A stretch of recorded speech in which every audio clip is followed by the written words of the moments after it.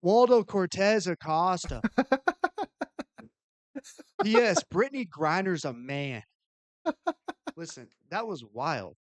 She That caught a was wild. stray out of nowhere, She dude. she definitely caught a stray.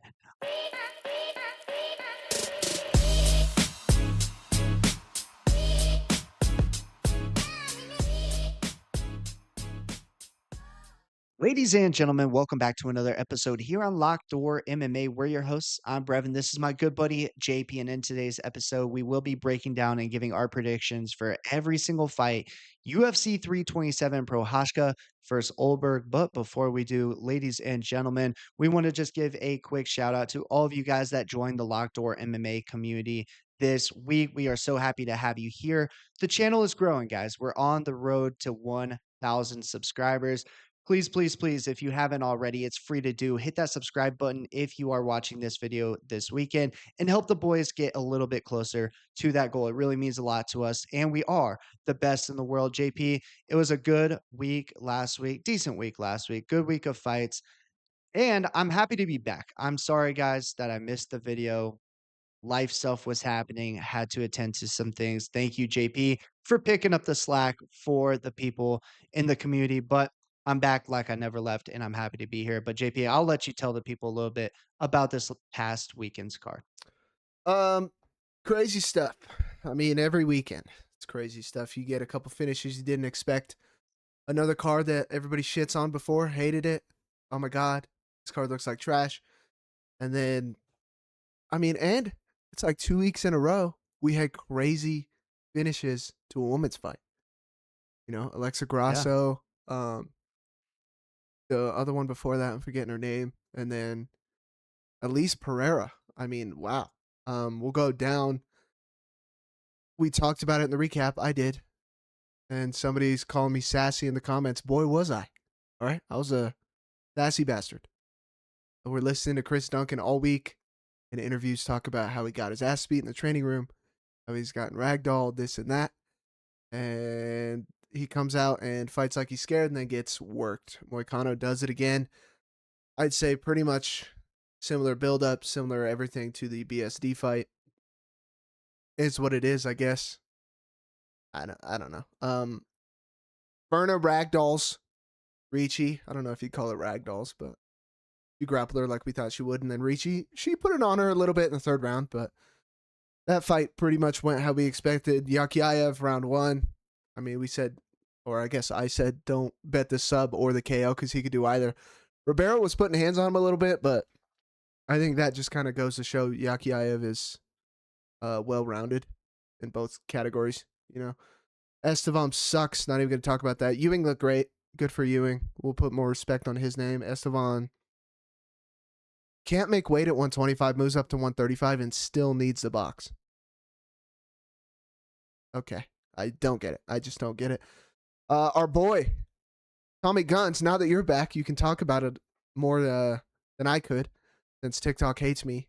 Tommy Guns, our boy from the live. What'd you think of his performance?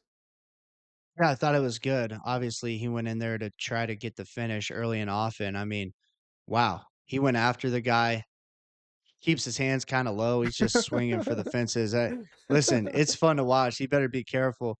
But yeah, he joined the live the other week, and I was talking to him a little bit. So pretty cool to go out there and watch him get it done in his UFC debut. He'll certainly be someone to keep on the radar. Every time he fights, I feel like people got to be tuned in because it's either going to go really well for him or it might get a little dicey for him just because of his fight style. He seems like he just does not care.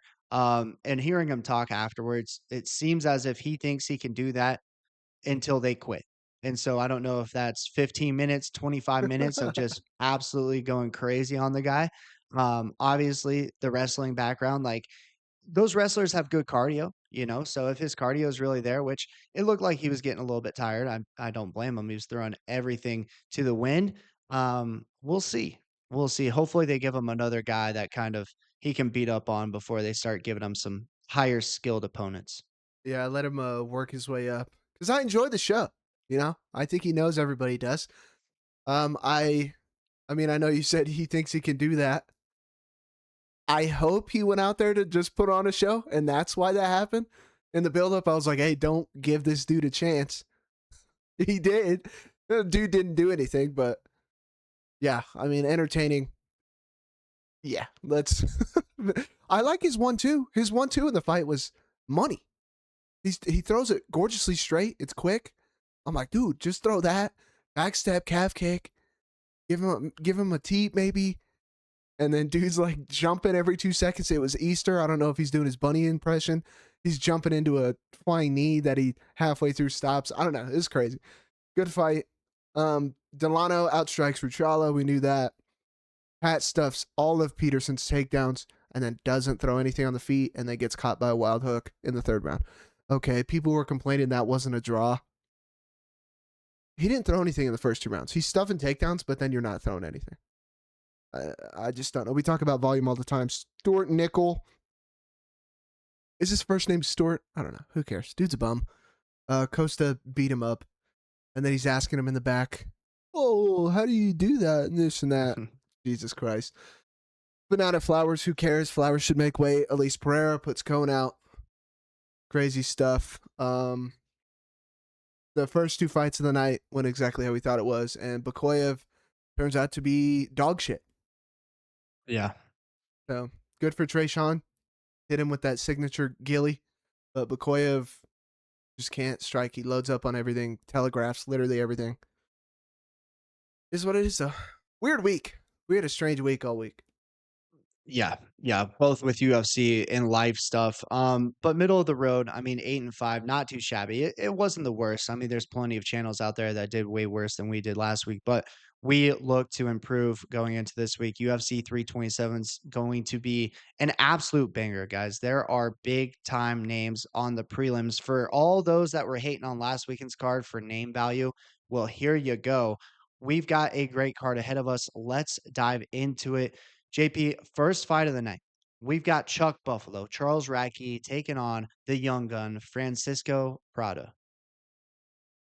This one is tough, dude. This one was tough for me. Chuck Buffalo. I mean, I think everybody's going to know him from his rant on the mic, calling everybody the F word. Okay. Him and Manel Cop just love to slang that thing around. But he's all right. You know, he can strike a little bit. He's got good power in the hands. He can wrestle. I believe he trains in the same gym as Curtis Blaydes. I might be wrong on that. I believe they're both training in Chicago. I think Bilal's in that gym as well. But I don't. He's got a tough time cutting people off. He kind of follows in that his who was it? The Malott fight. Because Malott's got good movement. He's always moving. Good footwork. He's kind of chasing him. He's not cutting him off too well. And he's getting clipped as he's coming in. He's not going to have to chase Prado. Prado will stand and kind of throw with him. And me and Brevin, this is one of the ones we were talking about before. If you're on the Chuck Buffalo side, I think most people think he can put Prado away. I personally don't. Prado has a massive head, block of a head, a Drew Dober-esque head. These guys, I mean, Kelvin Gastelum, another guy fighting on this card. They're just massive heads, and you can't knock these dudes out. You can try. Veretinnikov, I think, did the best he could with trying to knock Prado out. He hit him with like 4 body shots in a row. One of them was a big liver shot and then a knee. And it hurt him, but Prado's a tough bastard. And he can wrestle a little bit. Can Chuck Buffalo take him down and ragdoll him and choke him out? I don't know.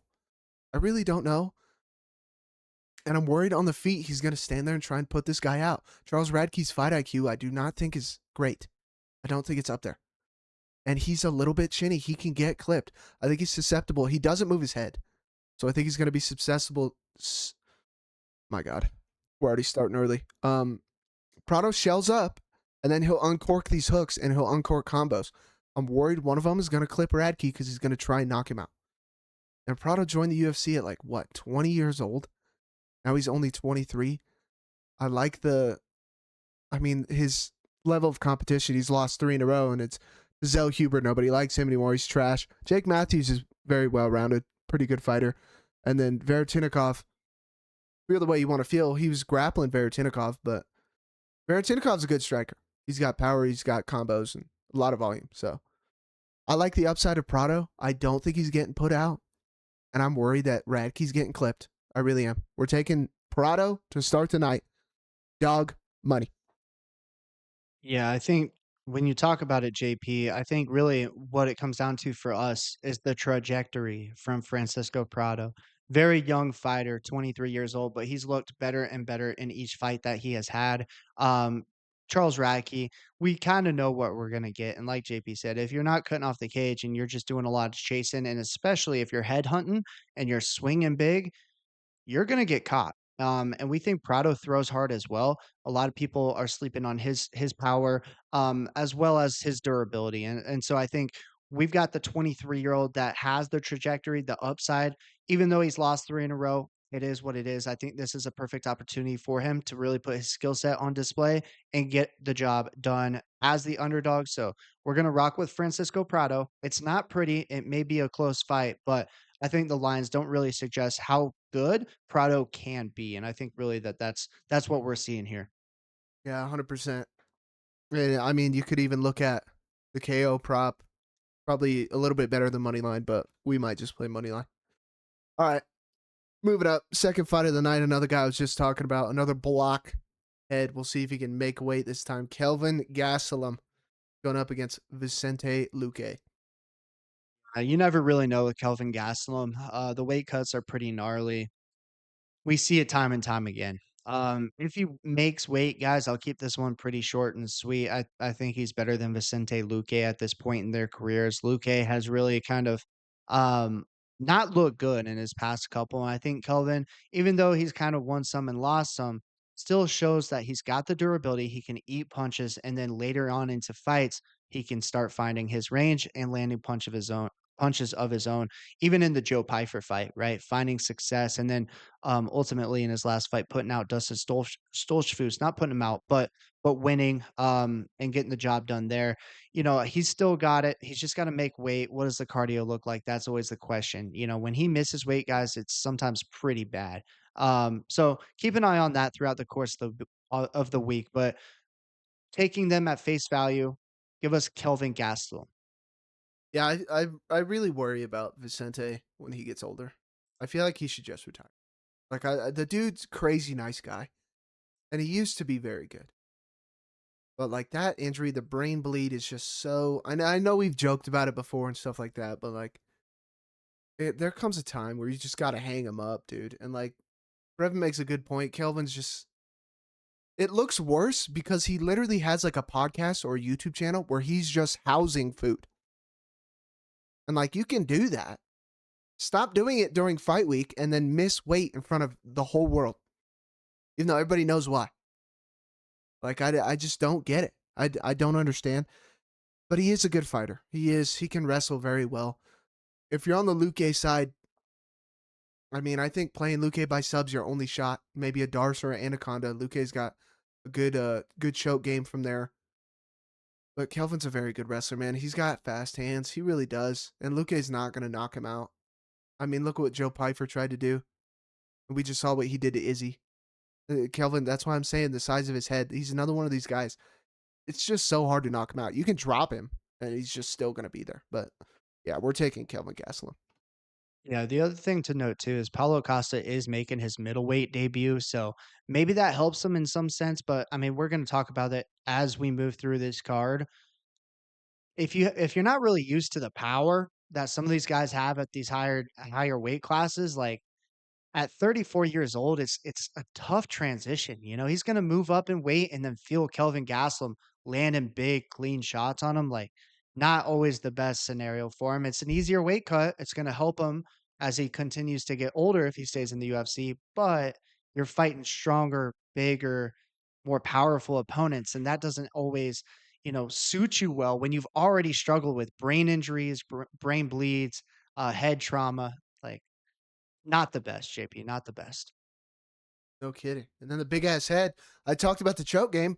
Maybe he can't even wrap his arms around it. The fucking center block of a head on it.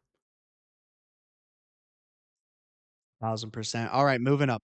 We've got Marquel Mederos taking on Chris Paco Padilla. This is a good one. This is a good one. I think this is going to be very, very technical. Chris Padilla, I believe, is stepping on short notice. I don't think he had a fight scheduled. Yeah, I think he's taking it because Markel was supposed to fight Sadikov, which I kind of might argue Sadikov might be a little bit better competition than Chris, but either way, Chris is still very good. And another reason why Chris is super high on this channel is his fight IQ. He's a smart guy. He talks about watching film all the time. He is defensively sound in his striking, which I love. He'll use his elbows if you get close to him. He'll keep a high guard. He can grapple pretty well too. Markel, he's got great footwork and he's got decent speed, right? And he'll throw strikes. He'll throw a little bit of volume, but that's mainly what he is as a striker with good footwork. He's had a tendency to get out grappled in his last couple fights, which I understand he's on a winning streak, but Austin Hubbard split decision. If you guys have been here a while, you know how I feel about that whole class of the Ultimate Fighter. Austin Hubbard is, if you're going to split decision with him, not very high level. Don't like it at all. Choinsky came in on a very short notice and wrestled him up. He did get pieced up, right? But Choinsky's a short, stocky wrestler, and he did take him down a couple times. He made it a dirty fight in essence, and then Landon Quinones win. Don't like that. Don't think that's very good. And then the rest of his resume is just not great. When Chris Padilla, he's the guy that's putting out Rong Zhu with a nasty elbow to the eye. Rong Zhu thought he poked him in the eye. It was so bad. And we like Rong Zhu. He's got great striking, very fast, right? Jai Herbert split decision. Everybody feel the way you want to feel about Jai Herbert, but he can kickbox. He's a lengthy guy for that division as well.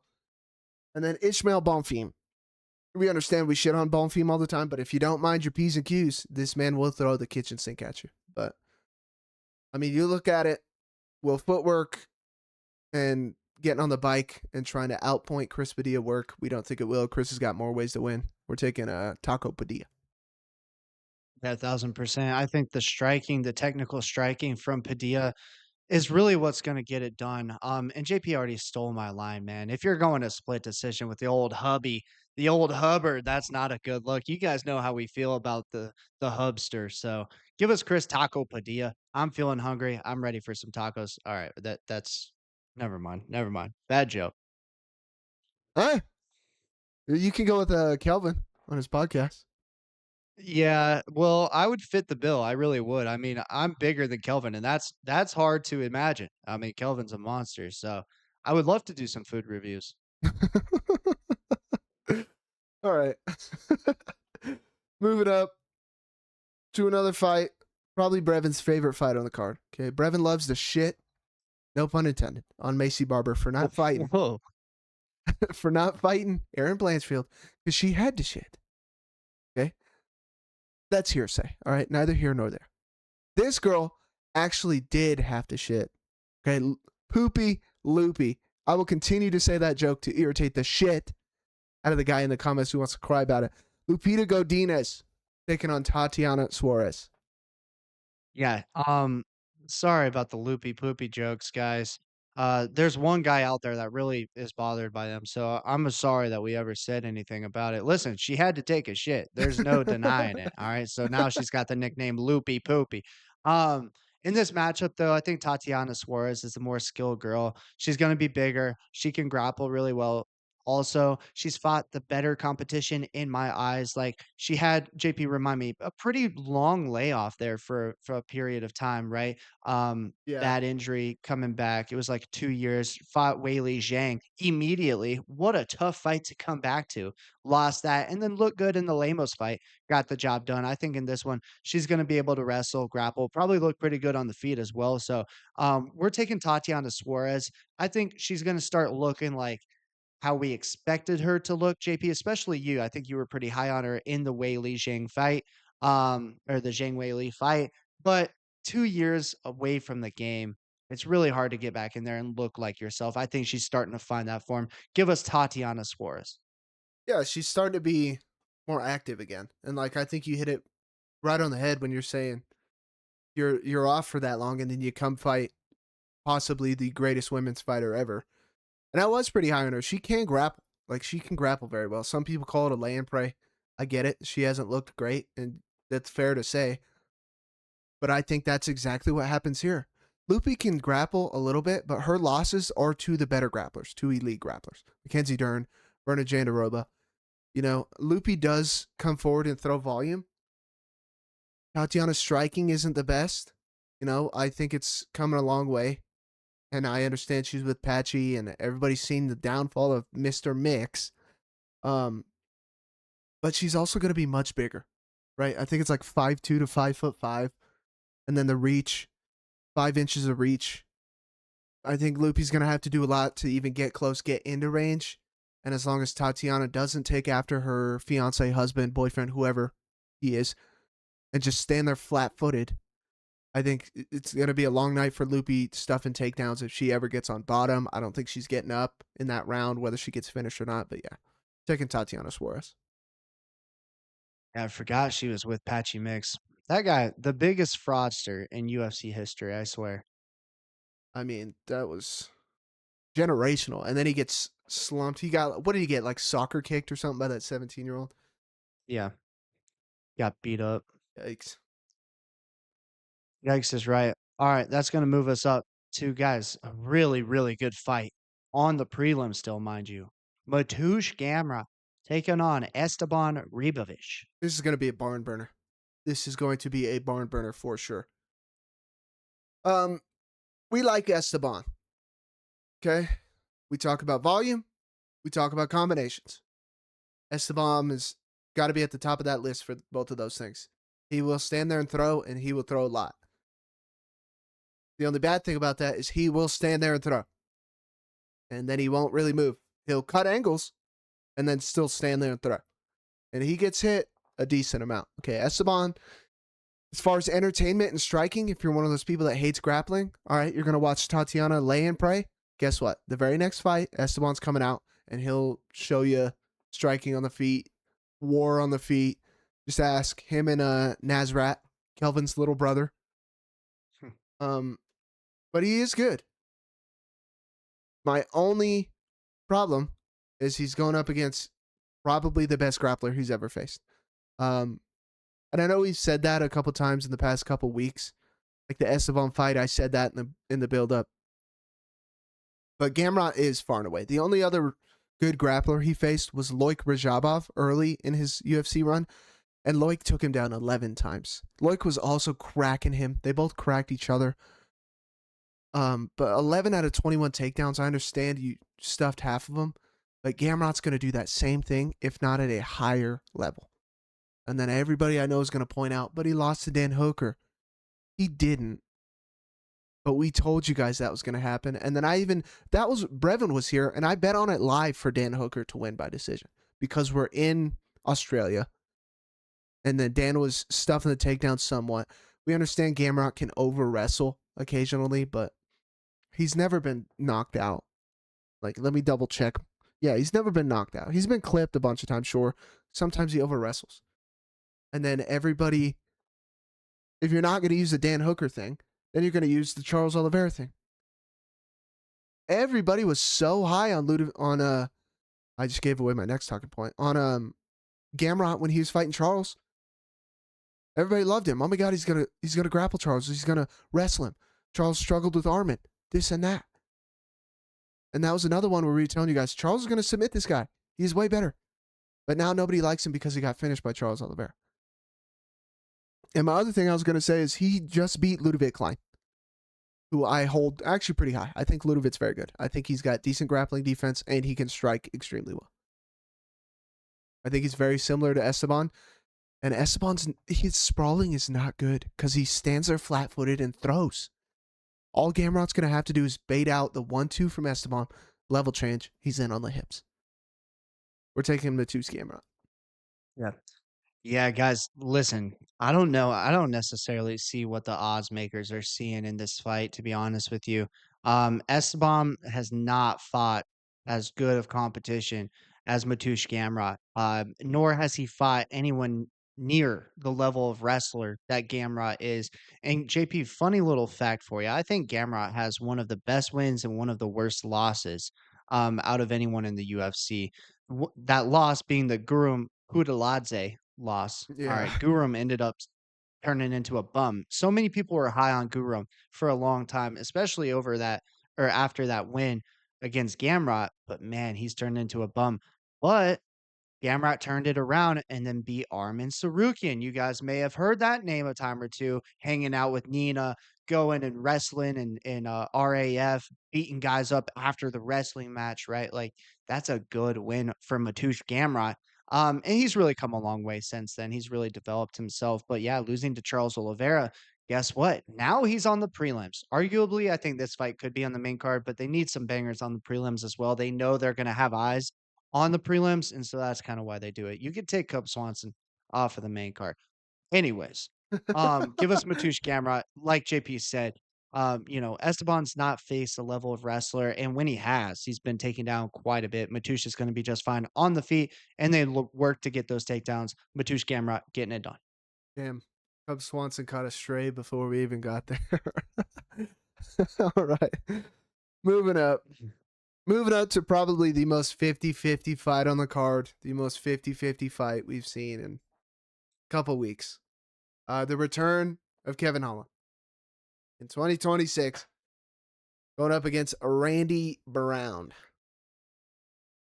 Yeah, this is an intriguing matchup. Both guys very tall for the division, as you guys probably know if you've seen either one of them fight. 6'3".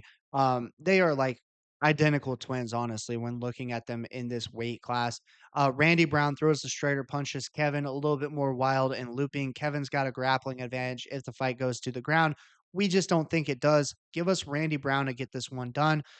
We just think Kevin's a little bit too wild.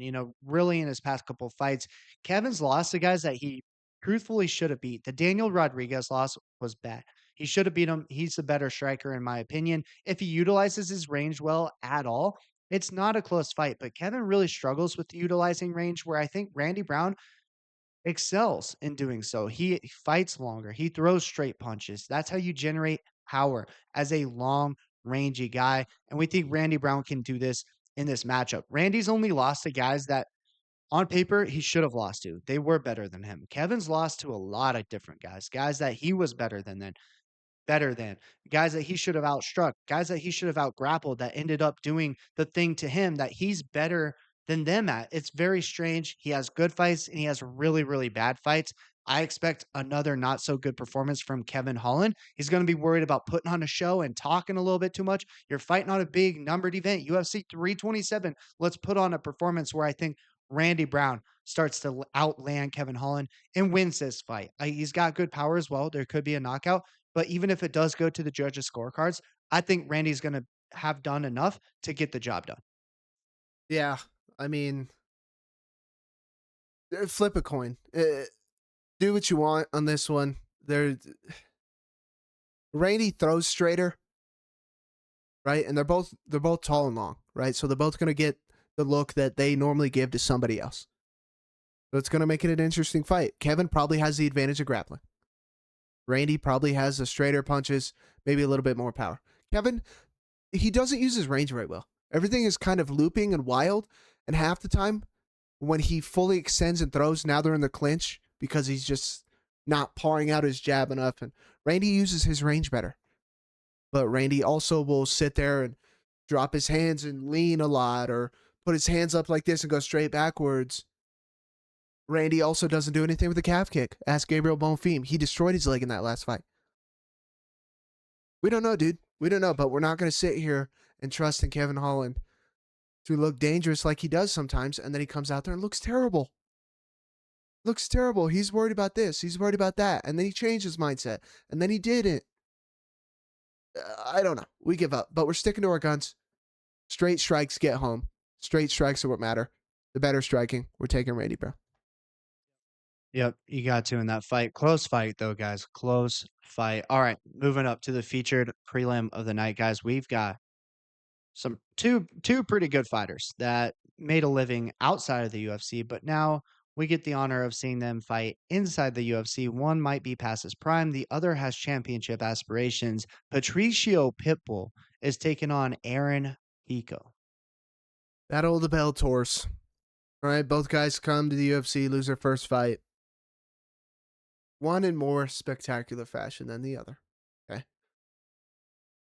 No, I will say Pitbull did definitely piss us off with his fight against Yair because he's the better grappler. We've seen Yair struggle with good grapplers, and then he doesn't grapple at all. Literally nothing. Let's strike with a better striker. And then he goes in the Dan Ige fight, doesn't throw much volume, but uses his grappling. Shocker, it gets you a win. Aaron Pico, good wrestler. One thing about Aaron is he's going to come forward, he's going to throw bombs, and he's going to level change. So we know what we're going to get with Aaron. Can Pitbull out grapple him? Maybe. Can he pull off a Hail Mary sub, a nasty sub? Can he choke him out? Maybe. I think Aaron got choked out early in his career. Yeah, he's been choked out once, and I believe it was at like the beginning of his career. Yeah, 2017. Can Pitbull do it to him? Maybe. People might call him chinny because Lerone slumped him. I mean, the spinning elbow was just nuts. But before that happened, he was taking Lerone down, right? And he was landing a little bit on Lerone. But Pitbull, the reason they call Aaron chinny is because, like I said, he'll come forward and put himself in the fire. Power is the last thing to leave, but I don't like Pitbull's output. I don't like, sometimes he's too patient. What we've seen from him in the UFC is not the same as what he used to be because he's, what, almost 39, 40 years old? And then he didn't fight for what, Brevin? Like 1.5, 2 years when that whole Bellator contract shit was happening? Yeah. Like, we didn't get to see Pitbull at the end of his prime maybe get the best chance that he had. I think Aaron's going to come forward, put it on him a little bit. I think Pitbull's going to be hesitant, not want to get caught. If he subs him, maybe. I just think Pico's better. If you want to complain about the minus 300 something lines right now, complain all you want. As far as picks go, we're taking Aaron Pico. We're taking Pico. I think really, you know, the spinning attack from Lerone Murphy, what are you taking away from that? You can't sit here and say, "Oh yeah, Pico's not very good because he got knocked out by that strike." Dude, if your chin's there and you're getting hit by that strike, I do not care who you are. I don't care who you are. You're going to bed. Beautiful, beautiful punch. That's why fights are fun. The UFC is fun because it can take one punch, one spinning elbow, one crazy attack that lands flush that will turn your lights out. It does not mean Aaron Pico's a bum or he can't wrestle. I would have loved to seen that fight go a little bit longer. That's just not how the cards fell. We've seen now multiple fights for Pitbull go a little bit longer. So I feel like we know what we're getting in Patricio, right? We're getting a low volume guy that loads up big, tries to knock you out, doesn't really utilize his grappling, and it's just not great to watch. Like, that's not how you're going to win fights here in the UFC. Aaron Pico at least presses forward. He'll wrestle. And Pitbull recently came out and said on social media, yeah, Pico, he's got cinder blocks for hands, but he's got a glass chin. That worries me if I'm picking Pitbull. That's basically kind of giving yourself an out. You're saying, yeah, the dude's got crazy power in his hands, but he's got a glass chin, so maybe there's a chance I can knock him out. So if he knocks him out, he basically called his shot. If he gets knocked out, well, he said at least he admitted he's got cinder blocks for hands. I don't like it. I think you're kind of giving yourself an out there. Look for Aaron Pico to win this fight here. I think we'll really get to see an Aaron Pico that maybe one could sit back and be like, yeah, I could see it. He could fight some of the best guys in this division. Looked pretty dominant against Pitbull, and that's what I expect to see. Give us Aaron Pico. Yeah, I mean, it'll be interesting. It'll be interesting. I think they really should have waited and just done this to start both of their UFC careers. I mean, I guess not to see how they do in the UFC, but yeah, I don't know. All right, moving up. Main card time. Main card time. And you can feel the way you want to feel about age in this fight. But I'm guaranteeing you want a lock. It is a lock, absolute lock, that this fight is going to be a barn burner. I swear to God. I promise to everybody. And if it doesn't happen, I mean, sue me. Done actually. Allegedly. Cub Swanson, 42 years old. Possibly his last fight. We'll see how this one goes. Taking on Nate the Train Landwher. Yeah, what a matchup we got. Normally, guys, if you follow the channel, JP and I are pretty afraid of age. We really do feel like it affects fighters, but in this matchup, even though one fighter is 42, the other is 37 and at times looks old himself. Cub Swanson, fast hands, good combinations, follows it up with kicks pretty nicely. Nate the Train sometimes shells up as he's pressing forward. He's going to be the better grappler in this matchup. However, with their age, I don't necessarily see too much grappling going on. Cub Swanson, I expect in the first 2 rounds, especially, to look a little bit sharper and land some bigger shots on Nate the Train than Nate lands on him. However, Nate's going to be live for a third round finish potentially. If it goes to the judges' scorecards, I see Cub Swanson winning this. Also, Cub Swanson can land a knockout shot on Nate Landwher as well. He keeps his hands very, very low, which does 2 things, opens him up to strikes, but it also kind of baits Nate into throwing strikes, and it's hard to pick up Cub's hands when they're so low. So those punches come out of nowhere. You don't see him coming. You can get clipped. He throws very, very fast, whereas Nate's pretty slow, um, hand-wise, hand speed on the feet, and I expect this one to be a back and forth. Nate's gonna be live in the 3rd. Cubs probably gonna win via decision or KO there. So give us Cub Swanson. I just think his hands are gonna be the better of the 2, and at their age, they're gonna try to put on a good fight. I don't necessarily seen it be very technical or a wrestling and grappling heavy matchup at all. So give us Cub Swanson. Dog money. Dog money on a 42-year-old is what it is. Okay. For 42 years old, Cub Swanson's hands still are very quick. Um, and yeah, Brevin makes a good point. Cub Swanson, if you're not backing him up and you're in the center of the cage or he's on the front foot, he has a problem on the feet. He's very quick. His hands are low, but it makes it hard for people to see that right hand. He sneaks it right over your shoulder and then straightens it out and puts it right on your chin. And he'll throw a nasty little jab. He's got a quick little blitz. If you can walk him down, put him on the back foot, put him on that black line, that's when he struggles. That's when he starts to get clipped up a little bit. But I think Nate's going to have trouble getting hit as he comes in because, like Brevin said, he is not the fastest guy in the world. His striking is not the cleanest.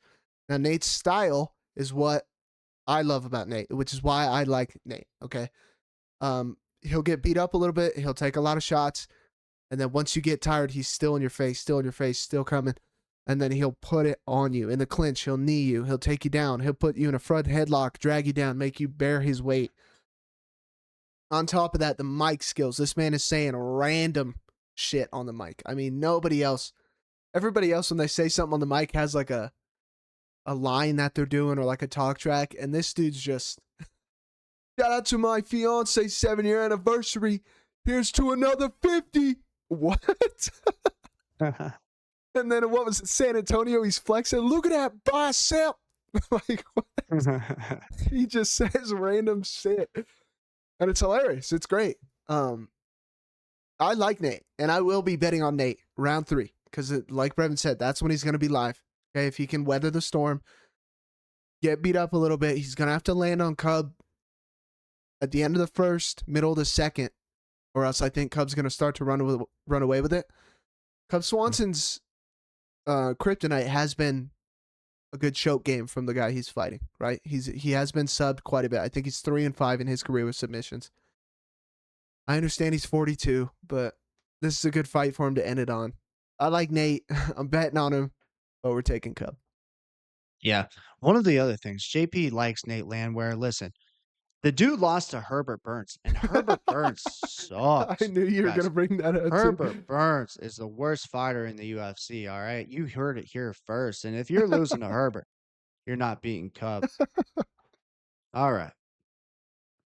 Moving up, we've got another banger for you guys here on the main card. Dominic Reyes, the Devastator, is taking on Johnny Walker. What Um, can we say? Johnny Walker. What a bum. man. Hey, and also real quick, talk about a bad loss and a good win in your career. He lost to Herbert. He didn't lose. He got finished by Herbert. And then he beat Ludovic Klein. Yes, yes. I know. I did see that as well. So it's just very funny. All right. Moving up. Johnny Walker. Mister, I'm going to celebrate and pop my shoulder out. And then I'm going to go to social media, talk shit about my brother. And then now my brother wants to fight me. Strange stuff. Very strange stuff. Johnny's still Chinny. Chinny Johnny. Okay. I really do not care about the Ming Yang fight. Okay. We locked Ming Yang in that fight because Ming Yang's got power and he's got good striking.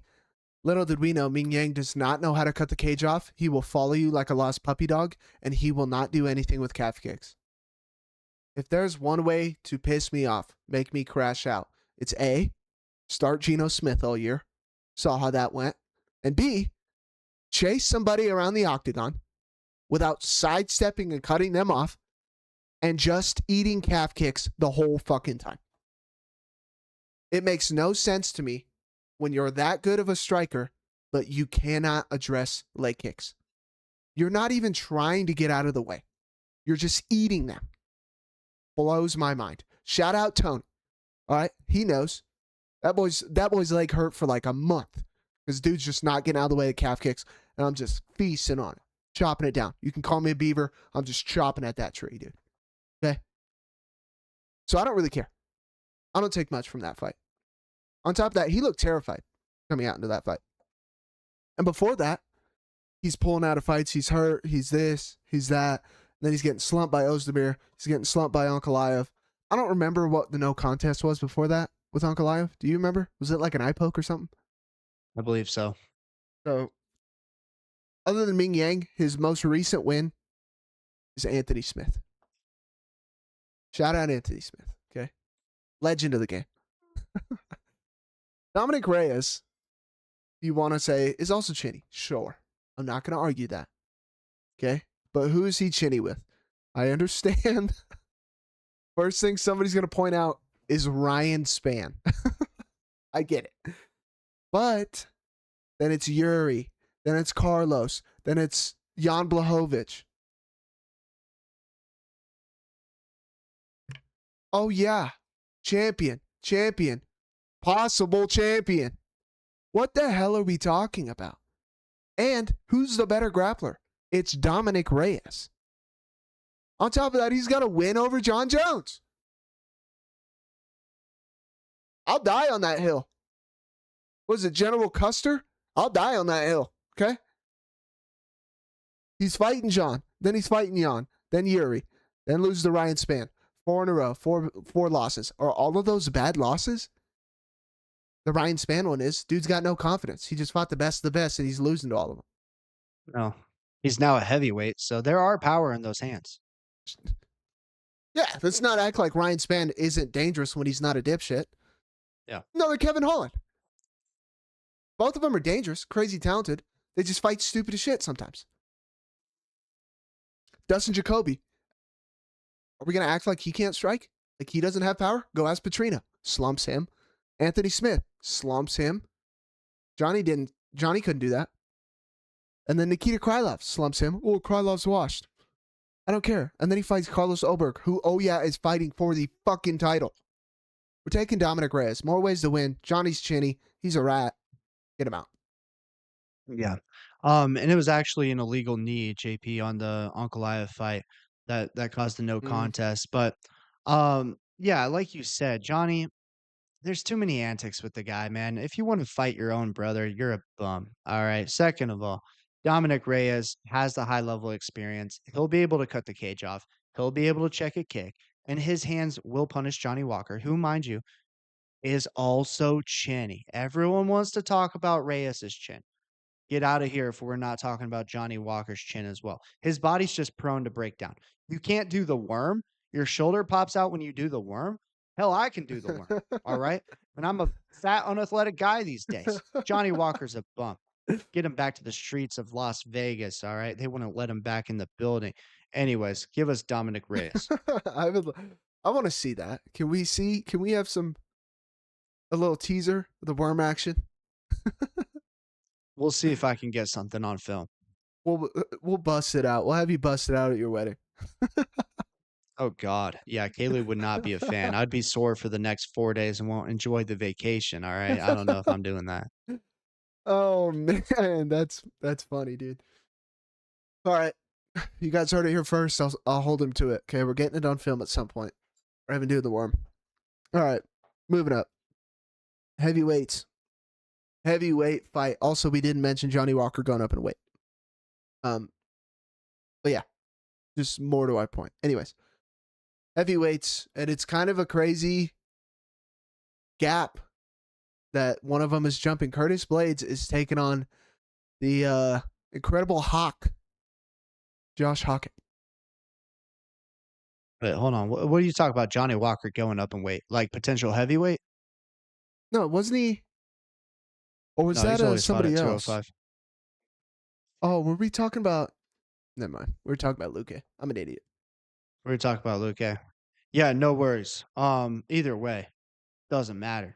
You can go up in weight, you can go down in weight. Doesn't I mean, matter. I wouldn't mind to see the guy at heavyweight just because like I would like to see a Oh, fight between him and his brother. it's Paulo Costa. I'm a dumbass. You're stealing the thunder here, man. All right. We're talking about big boys still though. Curtis Blaydes taking on Josh Hokit.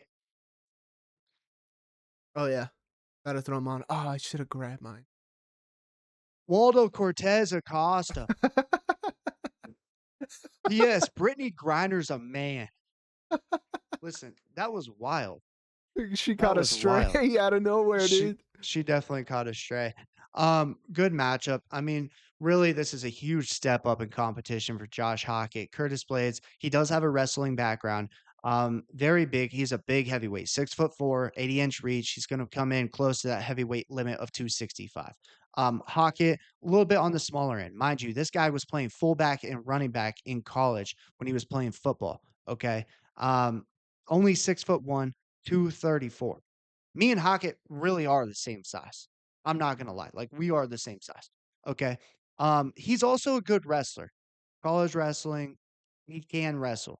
That's how he's gonna fight. He comes forward, throws big looping shots, shoots blast doubles. He's trying to take you down, trying to take your back, and land ground and pound.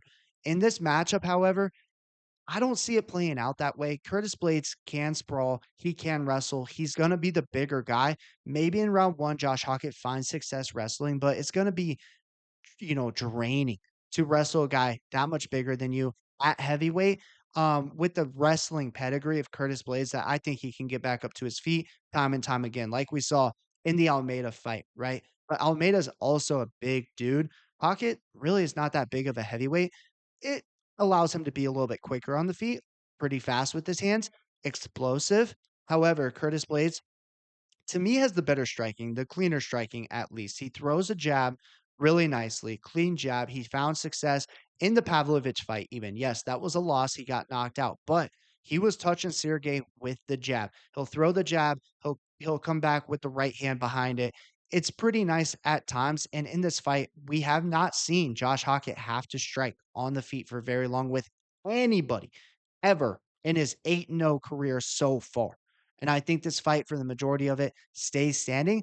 And I think we see Curtis utilize that jab and that striking against Josh Hocket's wildness, the big looping overhands, and lack of being able to secure takedowns. That's how I see this fight playing out. Give us Curtis Blaydes to keep his spot in the top 10 of the heavyweight division. I don't necessarily see Josh Hockett being ready for that level right now. The big jump, man. The very big jump. And I guess that kind of speaks volumes to how trash the heavyweight division is right now, I guess. Yeah. Um and I think this is a very similar fight to the Cub Swanson fight for me. I like Josh a lot. I think a lot of people do. Very funny. Like Brevin just gave you a snippet. He's on Ariel Hawani's show. Where? Oh, Ariel, it's a baby. I think it belongs to Waldo Cortez Acosta.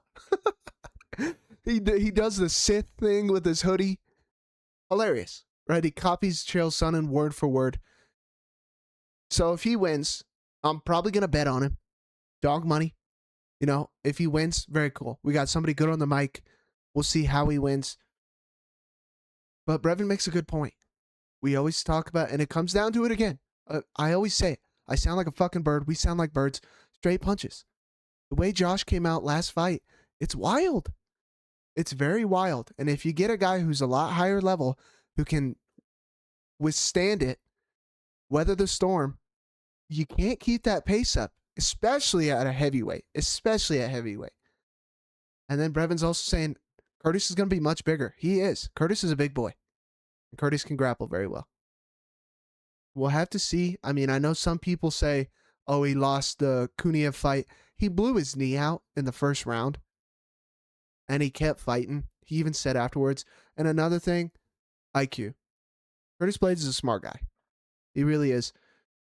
Big boy, the experience. It's a tough one. If you like Josh, bet on him. Dog money. It's there for you. I probably will. Nate the Train, Josh Hokit parlay coming up. Oh my God, my name's written all over it on Saturday. As far as picks go, you got to take Curtis Blaydes. Yeah, I just think we see what Josh Hawkins striking on the feet truly looks like, and I just don't think it's as polished as Curtis Blaydes, who has found success against some of the best heavyweight strikers in the world. He throws calf kicks well, he throws that jab well, and yes, he can wrestle also. So maybe Curtis Blaydes takes the wrestling to Josh Hawkins, who's going to be one of the smaller heavyweights that Curtis Blaydes has fought in a very, very long time. All right, that's going to move us up to the co-main. We've got Ozmat Murzakanov taking on Paulo Costa.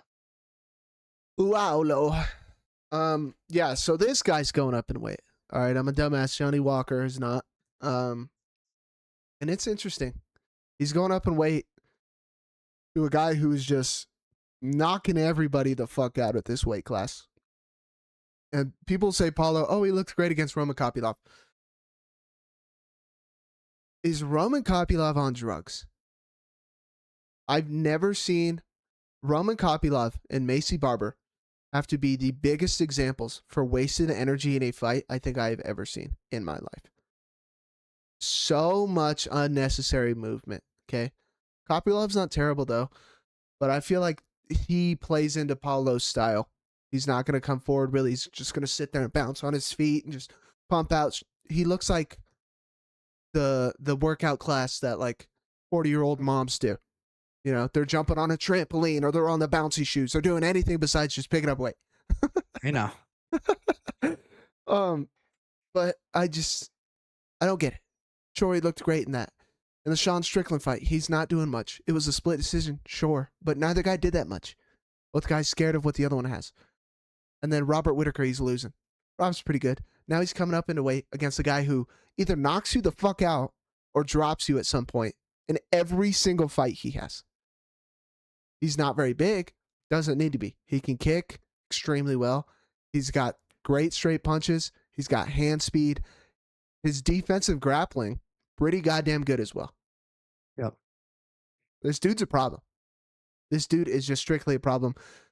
Paulo coming up in weight, some people might say, hey, it's going to be an easier weight cut for him. Sure. But I think he's going to add more muscle. Probably be right under it, if not right at that 205. Add more muscle. Feel like he's going to be able to go a lot more. I think he's going to put a lot more behind his shots and possibly gas out even faster. It takes a lot. And now you're going up weight? I don't know, man. He's going to be bigger slightly. It's crazy. Bakoyev, 5'10", 71 and a half inch reach. He's got the same reach as I do. So, Bakoyev. Or Bakoyev. Jesus Christ. Let's hope not. Azmat got the same reach I do. So that's crazy for fighting at 205 because you're fighting big boys. But dude's got stone hands. Great movement. I think it's Azamat all the way. We're taking Azamat. Yeah, I mean, JP touched on it, guys. It's going to be tough for Costa. He throws everything in all of his strikes, which is good. The calf kicks. But we've seen when you do that, one of those bad boys gets checked. All of a sudden, that foot's compromised, that leg's compromised. Ozma calls himself the professional because he's very, very technical. He sees everything coming. He's got great eyes, great vision. If Paulo puts all of his weight, all of his might into one of those calf kicks and it gets checked, this might be a quick night. Paulo might be compromised early and often. He does that quite a bit. I believe it was the Sean Strickland fight where Sean checked a kick and it was a bad check and it was hard for him to put weight on that lead leg.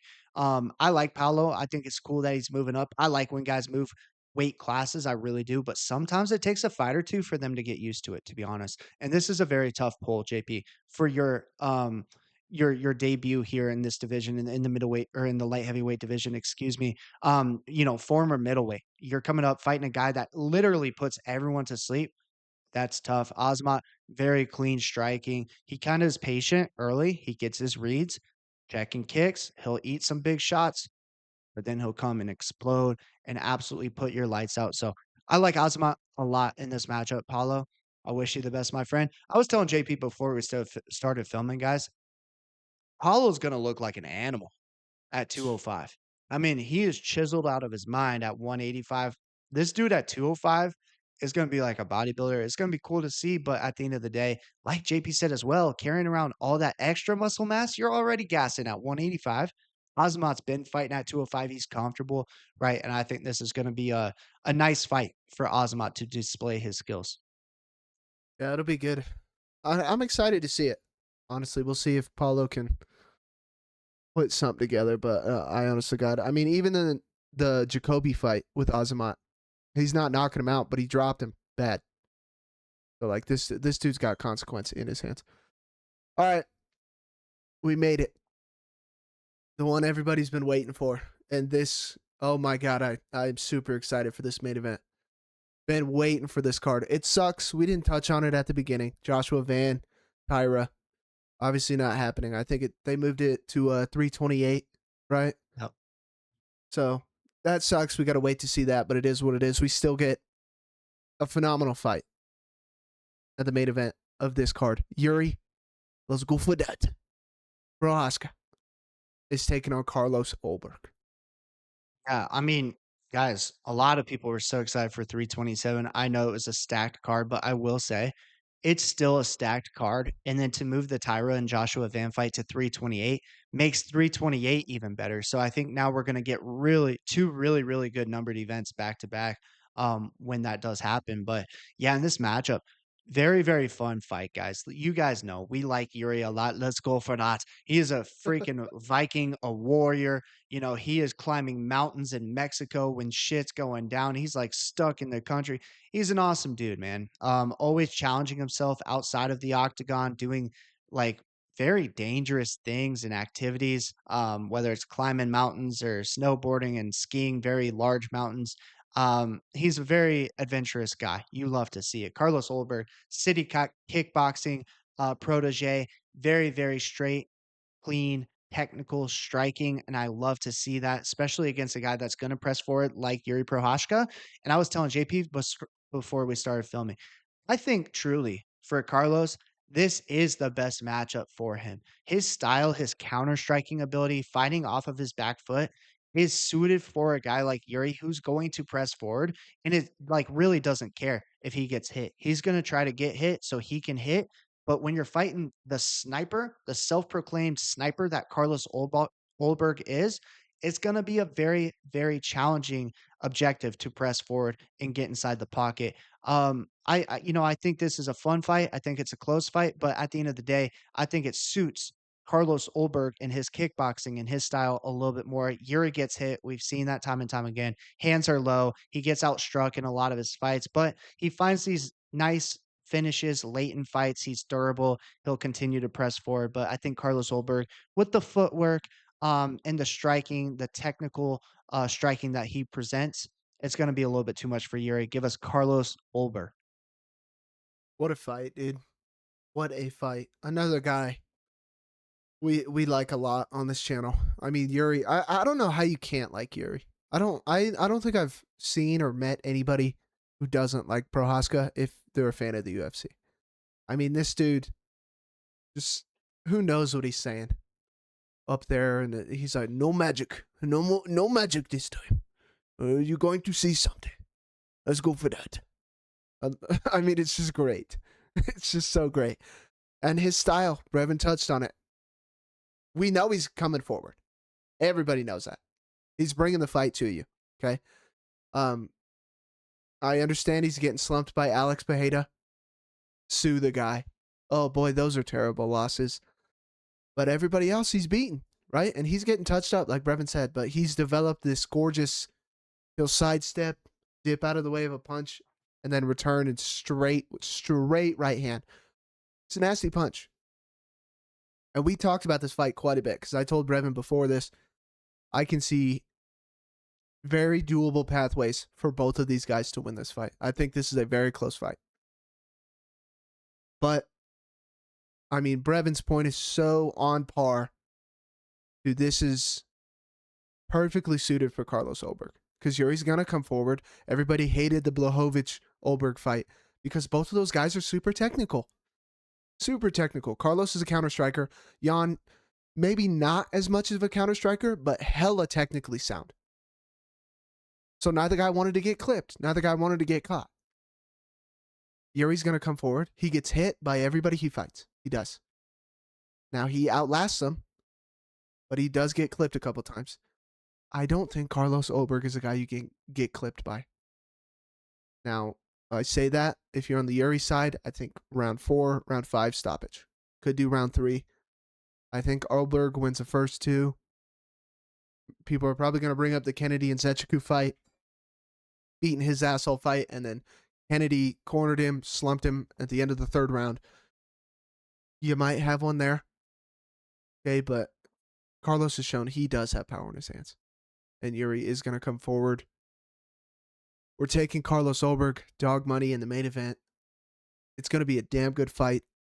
If Yuri gets it done, we're going to be happy either way. We just think it's Carlos's time. I'll feel bad for Yuri, but, I mean, let's go for that. Yeah, what a fight, dude.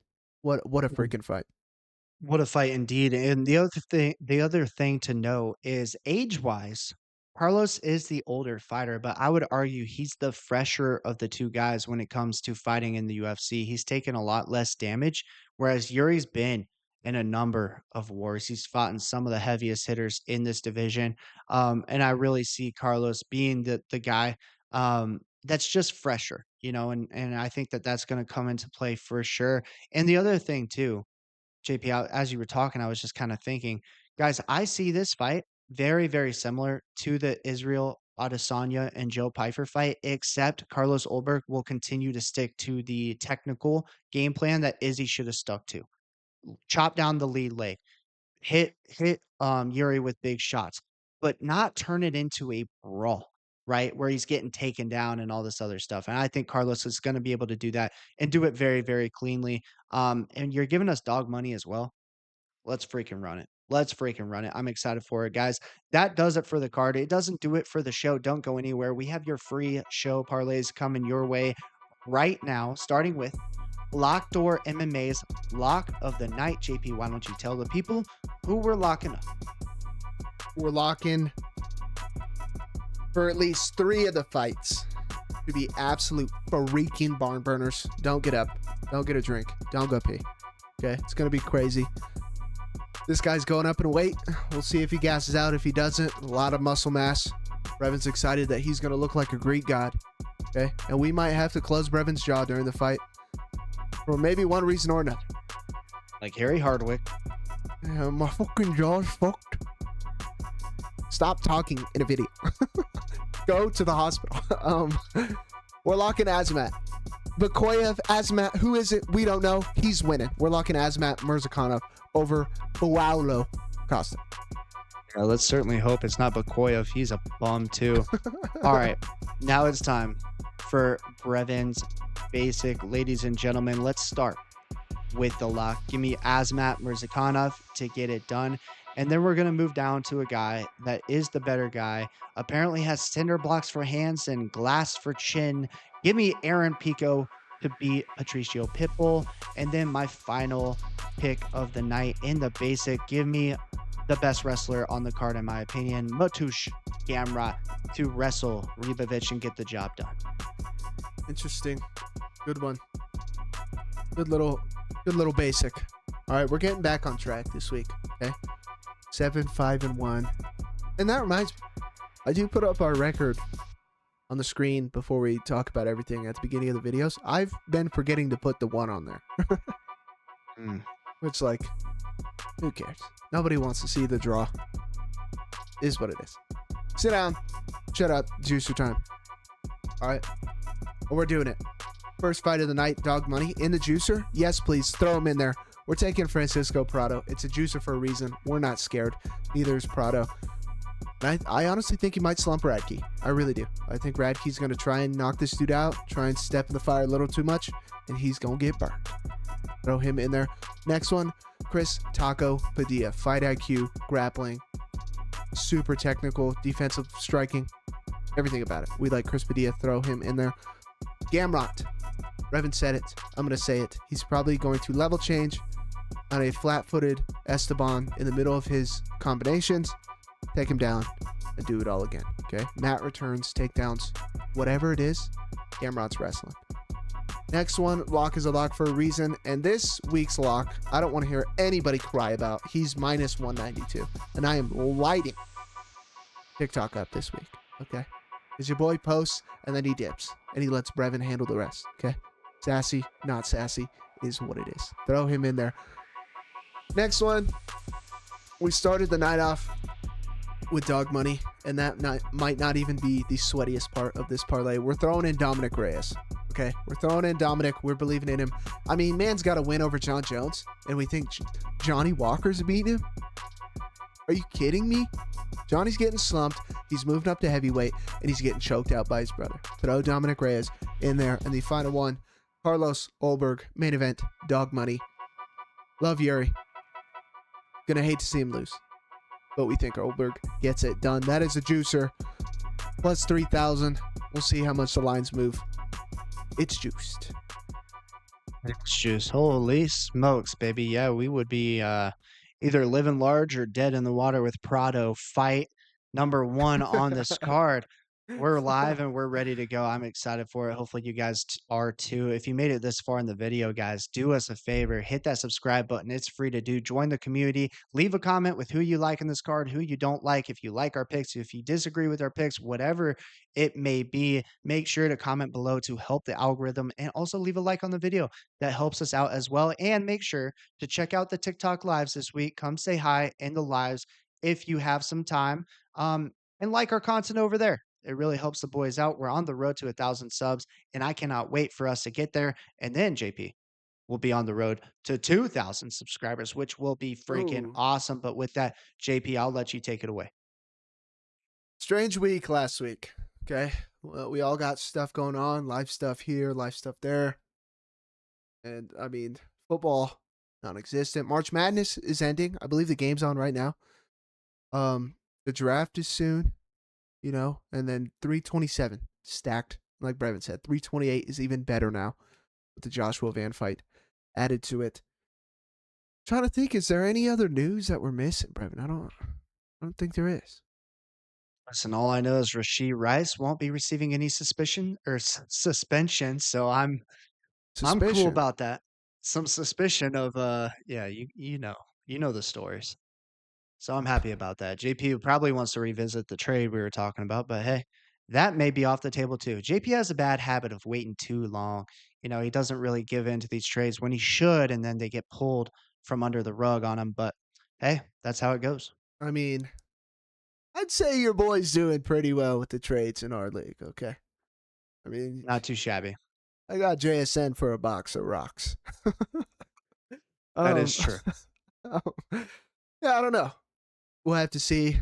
We'll have to see about Rashid, you know, because the hitting rugs and Rice and run. I mean, it's got true meaning to it. It's got a crazy backstory to it. Okay, it's all. Oh, it's interesting that most of the time we're the best 2 teams in the league. I think there's something to it. Oh man, ladies and gentlemen, stacked card, absolutely stacked. Gonna be a lot of barn burners. I'm telling you, don't get up, don't blink. Road to 1K. We're almost there. All right. You boys are trying. And you want to have some fun in the comments. Not only here. Go over to TikTok. Go over to Instagram. I'm sure you will have quite a bit of fun watching the shenanigans that go down in there. Ladies and gentlemen, another week. Another set of fights. As always, it was a pleasure. Bingo. Bingo, baby. Hey.